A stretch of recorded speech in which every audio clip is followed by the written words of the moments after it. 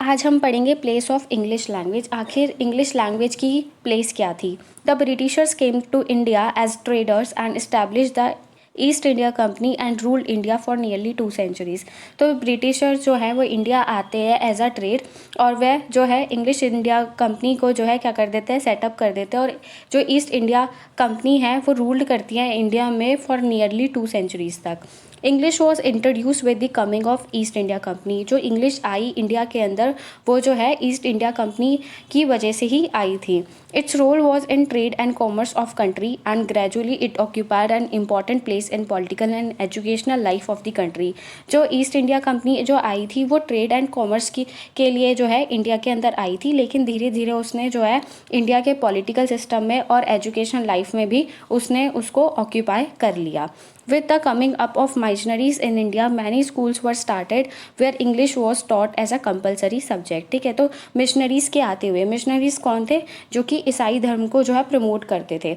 ठीक है, तो जैसे ही वह आए क्या होने लग गया कि जो इंग्लिश है वो एज अ कंपल्सरी सब्जेक्ट जो है स्कूल में पढ़ाना स्टार्ट कर दिया।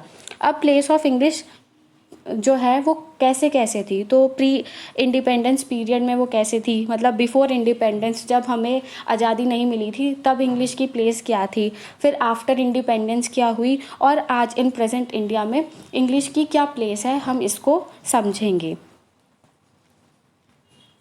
प्री इंडिपेंडेंस पीरियड, तो सबसे पहले जब इंडिपेंडेंस जो पीरियड है उससे पहले जो है, मतलब आज़ादी से पहले जो है क्या प्लेस थी इंग्लिश की। Role in trade and commerce, तो रोल क्या था इंग्लिश का जो रोल था वो क्या था, ट्रेड एंड कॉमर्स में। Initially the Britishers were not keen to spread their language in India, but with the formation of East India Company its role was in trade and commerce of the country. ठीक है, तो पहले जो है ना Britishers नहीं चाहते थे अपनी लैंग्वेज को इंडिया में स्प्रेड करना, लेकिन जैसे ईस्ट इंडिया कंपनी आती है, ट्रेड एंड कॉमर्स बढ़ता है, तो उन्होंने जो है इंग्लिश को भी वैल्यू दी, और वो उन्होंने जो है इंग्लिश को क्या कर दिया, इंडिया में स्प्रेड करना स्टार्ट कर दिया। Charter of East India company, अब ये charter of East India company है। इन 1813 the charter of East India company was renewed which stated that a sum of 1 lakh was to be spent every year on the revival and improvement of the literature. तो जैसे ही जो charter था east India company का, मतलब जो वो act था, वो उसने जब वो 1813 the charter of East India company was renewed, तो जो charter of East India Company जो था वो एक्ट था वो रिन्यू होता है, वो दोबारा से रिन्यू किया जाता है, और वो ये कहता है कि नियरली जो 1 लाख ऑफ रुपीज़ है वो जो है किस पे, लिटरेचर में लगाए जाएंगे।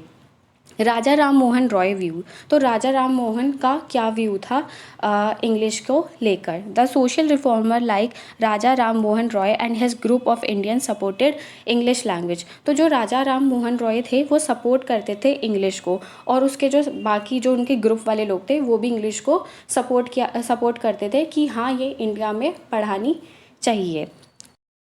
Lord Macaulay policy. Lord Macaulay in 1834 recommended that the spread of Western language is only possible through the medium of English language। तो Lord Macaulay कहते हैं कि जो है स्प्रेड करना वेस्टर्न लैंग्वेज को वो पॉसिबल है सिर्फ और सिर्फ मीडियम ऑफ इंग्लिश लैंग्वेज से। Wood Dispatch Magna Carta in 1854। Wood's Dispatch, also known as Magna Carta of English Education in India, supported Macaulay, and thus more schools and colleges were opened where English was given important position। तो जो Wood dispatch थे, जिनको हम Magna carta के नाम से भी जानते हैं, तो इन्होंने जो है इंग्लिश एजुकेशन को इम्पोर्टेंस दी, और उसके बाद जो है स्कूल और कॉलेजेस में इंग्लिश को पढ़ाया जाने लगा।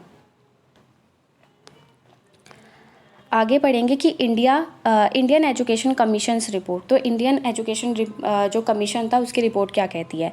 English to be used as an bilingual language, तो इंग्लिश को हम कैसे यूज़ करेंगे, हम as a bilingual language use करेंगे। Indians to use their mother tongue and English as a means of inter communication language to keep in touch with other countries. तो जो Indians है वो क्या करेंगे, वो अपनी मदर टंग को यूज़ करेंगे, लेकिन जो इंग्लिश है वो as a means of inter communication language हम जो है बोलेंगे, ताकि हम बाकी कंट्रीज से जो है कनेक्टेड रहें। नेक्स्ट है कि पोस्ट इंडिपेंडेंस पीरियड, मतलब कि आफ्टर इंडिपेंडेंस में, मतलब आफ्टर इंडिपेंडेंस जो प्लेस ऑफ इंग्लिश लैंग्वेज थी वो क्या थी। तो अपोजिशंस ऑफ नेशनल लीडर्स, अब नेशनल लीडर्स ने जो है अपोज करा किसको, इंग्लिश लैंग्वेज को। The national leaders oppose the use of English, ठीक है। तो नेशनल लीडर्स ने क्या कर दिया, उसको अपोज करना स्टार्ट कर दिया किसको, इंग्लिश लैंग्वेज को, वो उसके खिलाफ थे।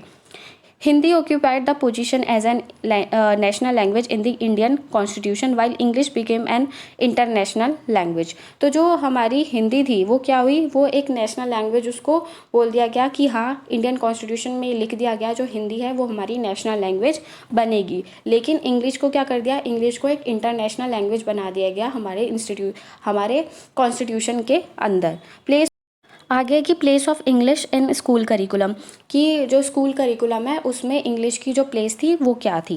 The university education commission under the chairmanship of doctor Radha Krishna stated English can not continue to occupy the place of state language but English however must be continue to be study. तो जो राधा कृष्ण जो है, जो मतलब हमारा जो कमीशन है Radha Krishna commission, तो उनके जो चेयरमैन है राधा कृष्ण, वो ये कहते हैं कि जो इंग्लिश है ना, इंग्लिश को ऑक्यूपाई मतलब कंटिन्यू नहीं करना चाहिए as a place of state language, ठीक है।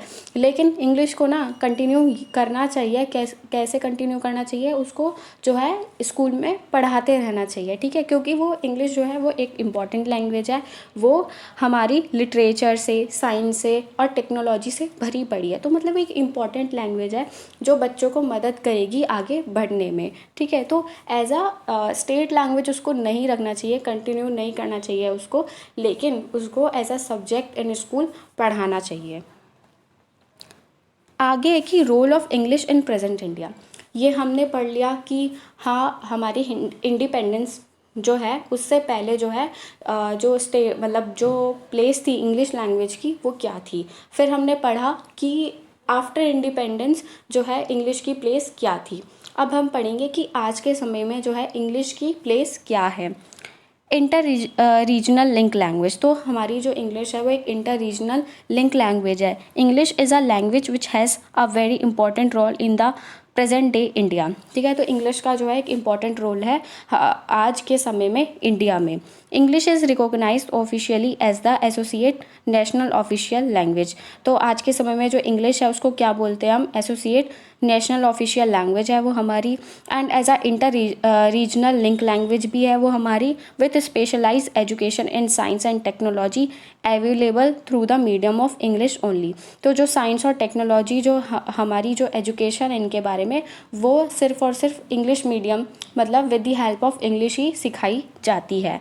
Article 21 and 30 of the Indian constitution, तो आर्टिकल 21 और 30 क्या कहता है हमारे इंडियन कॉन्स्टिट्यूशन का। Are Constitution recognize 18 languages, Punjabi, Urdu, Manipuri. Apart from this, there is a demand for inclusion of Bhojpuri, Dogri और इंग्लिश, ठीक है। तो क्या हुआ कि हमारी जो कॉन्स्टिट्यूशन में उसमें 18 लैंग्वेजेस है, जैसे कि हमने पंजाबी, उर्दू, मणिपुरी ये सब पढ़ी, ठीक है। तो अब भोजपुरी को भी जो है इंक्लूजन की डिमांड है कि भोजपुरी, डोगरी को भी उसके अंदर जो है इंक्लूड कर दो। According to F.G. French, anyone who can speak English can keep in touch with the whole world without leaving his own house। तो जो हमारे F.G. French है वो क्या कहते हैं कि हर कोई जो, ठीक है, anyone who can speak English, हर कोई जो इंग्लिश बोल सकता है वो जो है अब पूरा जो वर्ल्ड है उसके साथ जो है क्या रहेगा, कनेक्टेड रहेगा, without living his own house. मतलब वो अपने घर को छोड़े बिना वो दूसरी कंट्री से, बाकी सारी कंट्री से, होल वर्ल्ड के साथ जो है क्या हो सकता है, कनेक्टेड रह सकता है। इसका ये मतलब है कि वो अपने कल्चर को नहीं भूलेगा, मतलब वो अपनी कंटिन्यू कर सकता है कि वो अपनी मदर टंग को जो है भूले ना, ठीक है। जस्ट लाइक कि जैसे हम अपना घर नहीं भूलते हैं और बाकी कहीं रहना जो है स्टार्ट कर देते हैं, अब्रॉड चले जाते हैं या कहीं भी चले जाते हैं, तो सेम उसी वे में ये कह रखा है कि विथआउट लिविंग हिज और हर मदर टंग, मतलब बिना मदर टंग को भूले हम जो है क्या कर सकते हैं, इंग्लिश लैंग्वेज का इस्तेमाल कर सकते हैं ताकि हम जो है बाकी कंट्रीज़ के साथ क्या रहे, कनेक्टेड रहे। तो यही सब था प्लेस ऑफ इंग्लिश लैंग्वेज।